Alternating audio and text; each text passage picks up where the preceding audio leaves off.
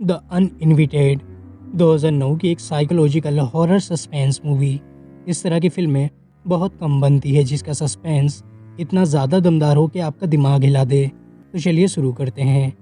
Film शुरू होती है और हम देखते हैं ऐना नाम की एक लड़की को जो पिछले 10 महीने से एक मेंटल असाइलम में थी क्योंकि उसने कई बार सुसाइड करने की कोशिश की थी।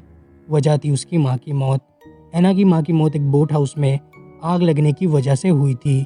उस हादसे के वक्त ऐना वहीं पर मौजूद थी, मगर उसे कुछ भी याद नहीं था कि आखिर उस बोट हाउस में आग कैसे लगी थी।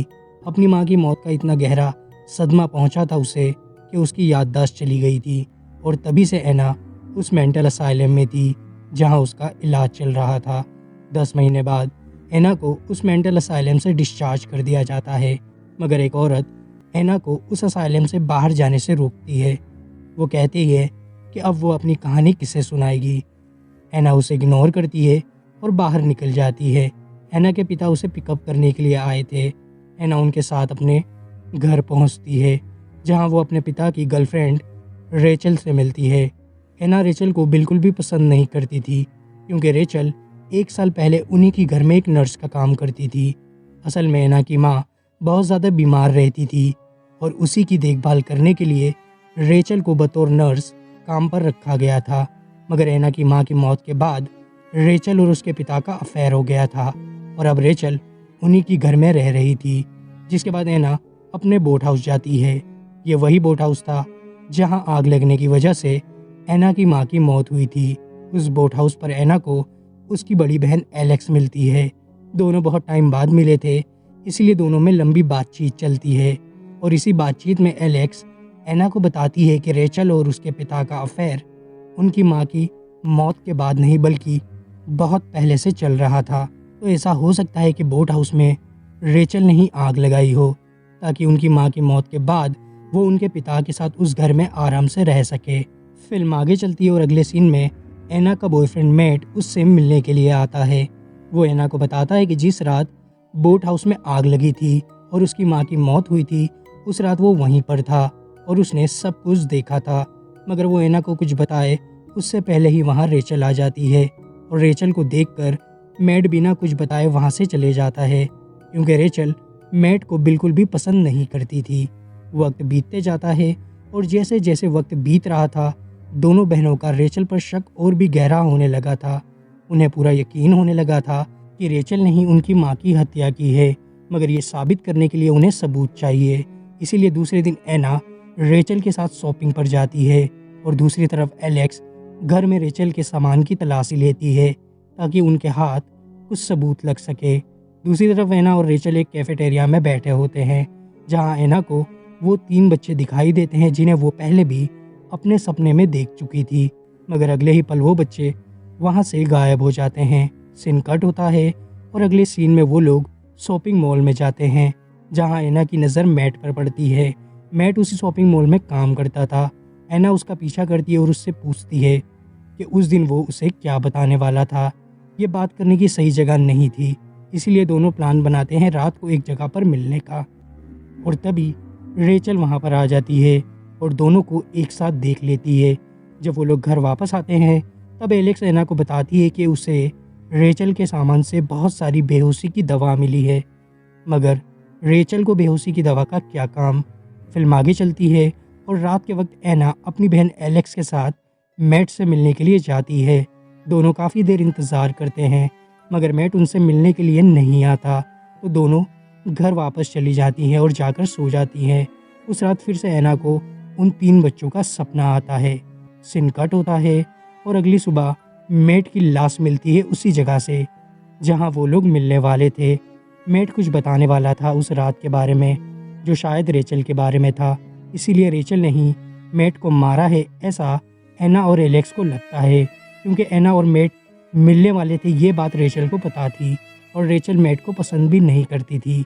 जिसके बाद ऐना और एलेक्स रेचल की बीती ज़िंदगी के बारे में पता करते हैं और उन्हें पता चलता है कि रेचल नाम की एक स्कूल टीचर थी जो 5 साल पहले ही मर चुकी है और नर्सिंग बोर्ड में रेचल नाम की कोई भी नर्स रजिस्टर ही नहीं है। तो ये बात ऐना रेचल से पूछती है कि वो कौन है और उसका असली नाम क्या है। तो रेचल उसे धमकी देती है कि अगर ये बात उसने अपने पिता को बताई तो वो डॉक्टर से बात करके उसे फिर से मेंटल असाइलम में भेज देगी। फिल्म आगे चलती है और अगले दिन एना के फादर किसी काम से न्यूयॉर्क सिटी चले जाते हैं। एना और बाकी के लोग मैट की फ्यूनरल में जाते हैं, जहां एना को फिर से वो बच्चे दिखाई देते हैं। एना उनका पीछा करती है और पीछा करते हुए वो 3 कब्रों के पास पहुंच जाती है। वो 3 कब्रें राइट चिल्ड्रंस की थी। घर आने के बाद एना और एलेक्स राइट चिल्ड्रंस का नाम सर्च करते हैं तो उन्हें पता चलता है कि सालों पहले 3 बच्चों का बुरी तरह से कत्ल कर दिया गया था।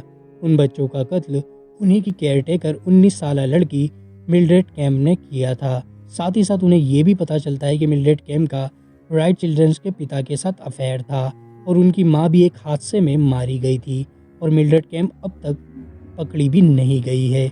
जिसके बाद एना नोटिस करती है कि फ़ोटो में मिसिस राइट ने वैसा ही मोतियों का हार पहना हुआ है जैसा रेचल के पास है। अब शक की कोई गुंजाइश नहीं थी कि रेचल ही मिल्ड्रेड कैम्प है, ऐसा एना मान लेती है। अब एना और एलेक्स उस हार को चुराकर पुलिस को देने का प्लान बनाते हैं, क्योंकि वो मोतियों का हार ही एक ऐसा सबूत था जिससे रेचल को किलर साबित किया जा सके। मगर इस बात की खबर रेचल को चल जाती है तो रेचल उन पर बेहोशी के इंजेक्शन से हमला कर देती है। वो एलेक्स को बेहोश करके एना को भी बेहोश करने की कोशिश करती है, मगर एना किसी तरह से बच जाती है और उस मोतियों के हार को लेकर पुलिस स्टेशन पहुंच जाती है और शेरिफ को सारी बातें बताती है। फिल्म आगे चलती है और एना इतनी ज़्यादा थक गई थी कि वो पुलिस स्टेशन में ही सो जाती है, मगर जब उसकी आंख खुलती है तो वो देखती है कि पुलिस रेचल को लेकर वहां पर आई है। रेचल एना को बेहोशी का इंजेक्शन देती है और उसे वापस लेकर घर आती है। घर आने के बाद रेचल एना को बेड के लिए तैयार करती है। एना पास में रखे चाकू को उठाने की कोशिश करती है, मगर वो ऐसा नहीं कर पाती और पूरी तरह से बेहोश हो जाती है। और जब एना को होश आता है तो वो देखती है कि घर में चारों तरफ खून ही खून फैला हुआ है। वो खून के निशानों का पीछा करती है और बाहर रखे एक बड़े से कूड़े के डब्बे के पास पहुंच जाती है। उस डब्बे के अंदर रेचल की लाश थी और साथ ही साथ एना पास में खड़ी एलेक्स को देखती है, जिसके हाथों में खून से सना हुआ एक चाकू था। मगर तभी एना के पिता वहां पर आ जाते हैं। एना उन्हें बताती है कि रेचल ही वो किलर है जिसने उनकी माँ को मारा था और वो उन दोनों को भी मारना चाहती थी, इसीलिए एलेक्स ने अपने बचाव में रेचल को मार दिया। ये सुनकर उसके पिता शॉक हो जाते हैं और वो एना को बताते हैं कि एलेक्स उसी की माँ के साथ उसी एक्सीडेंट में मर गई थी। जी हाँ, एलेक्स बहुत पहले ही मर चुकी थी। अब यहाँ पर एना रियलाइज़ करती है कि खून से छना हुआ चाकू एलेक्स के हाथ में नहीं बल्कि उसी के हाथ में है। मतलब रेचल को मारने वाली एलेक्स नहीं बल्कि एना खुद है। अब यहाँ पर रिवील किया जाता है कि उस रात बोट हाउस में आग कैसे लगी थी और स्टोरी फ्लैशबैक में चलती है और हम देखते हैं कि एना की माँ की तबीयत बहुत ज़्यादा ख़राब रहती थी, इसीलिए उन्हें बोट हाउस में शिफ्ट कर दिया गया था और उनकी देखभाल करने के लिए रेचल को बतौर नर्स रखा गया था। मगर जब एक रात एना घर आती है तो वो अपने पिता और रेचल को जिस्मानी रिश्ता बनाता हुआ देख लेती है। वो देखकर उसे बहुत ज़्यादा गुस्सा आता है। वो रेचल को उस घर के साथ जिंदा जला देना चाहती थी। वो बोट हाउस जाती है पेट्रोल लेने के लिए, मगर जल्दबाजी में पेट्रोल का कोक बंद करना भूल जाती है और तभी वहाँ पर एलेक्स आ जाती है और एना को रोकने की कोशिश करती है, मगर एना गुस्से में बाहर निकल जाती है और इसी सब के बीच दरवाज़ा बंद होने की वजह से बाजू में रखा लैंप नीचे गिर जाता है और बोट हाउस में एक तेज़ धमाका होता है और उसी धमाके में एलेक्स और उसकी माँ की मौत हो जाती है। अब ये सदमा एना बर्दाश्त नहीं कर पाती और उसकी याददाश्त चली जाती है, इसीलिए एना को मेंटल असाइलम इलाज के लिए भेज दिया जाता है। 10 महीने बाद डॉक्टर को लगता है कि एना ठीक हो चुकी है, मगर ऐसा नहीं था। उसे हर वक्त एलेक्स दिखाई देती थी, जबकि शुरू से आखिर तक एलेक्स कभी उसके साथ थी ही नहीं। एना हर जगह अकेली ही थी। एलेक्स सिर्फ उसके सबकॉन्शियस माइंड में थी, हकीकत में नहीं। मैट को पहाड़ी से धक्का दे के मारने वाली भी एना ही थी, क्योंकि मैट उस हादसे वाली रात का एक गवाह था। तो अब बात करते हैं रेचल की। तो रेचल का पुराना बॉयफ्रेंड उसे बहुत मारा करता था, इसलिए रेचल नाम बदलकर एना के घर में बतौर नर्स काम कर रही थी और ये बात एना के पिता को पहले से खबर थी। अब वो 3 बच्चे कौन थे जो एना को हर जगह दिखाई देते थे? ये आपको आगे पता चलेगा। फिल्म के आखिर में एना को रेचल के मर्डर के इल्ज़ाम में अरेस्ट कर लिया जाता है और उसे वापस उसी मेंटल असाइलम में भेज दिया जाता है, जहाँ एना फिर से उसी औरत से मिलती है जिसे हमने फिल्म की स्टार्टिंग में देखा था। उसके हाथों में हम देखते हैं मोतियों का एक हार और उसके दरवाजे पर हम देखते हैं एक नाम, और वो नाम था मिल्ड्रेड कैम्प। मतलब राइट फैमिली के 3 बच्चों को मारने वाली औरत वही थी जो एना को अपनी कहानियाँ सुनाया करती थी। उसी की कहानियाँ सुनकर एना उन 3 बच्चों को इमेजिन करने लगी थी, इसीलिए वो 3 बच्चे एना को हर जगह दिखाई देते थे। उसी की कहानियों से इंस्पायर होकर एना रेचल को मिल्ड्रेड कैम्प समझने लगी थी। रेचल का कसूर इतना था कि उसने एना के पिता के साथ अफेयर किया था, जिसकी कीमत उसे अपनी जान से हाथ धोकर चुकानी पड़ी थी। फिल्म यहीं पर ख़त्म हो जाती है, और अगर वीडियो पसंद आया तो लाइक करके अपने फ्रेंड में शेयर करें, चैनल को करें सब्सक्राइब और नोटिफिकेशन बेल को ज़रूर ऑन करें। मैं मिलूंगा नेक्स्ट वीडियो में। Thank you very much, good luck and bye bye.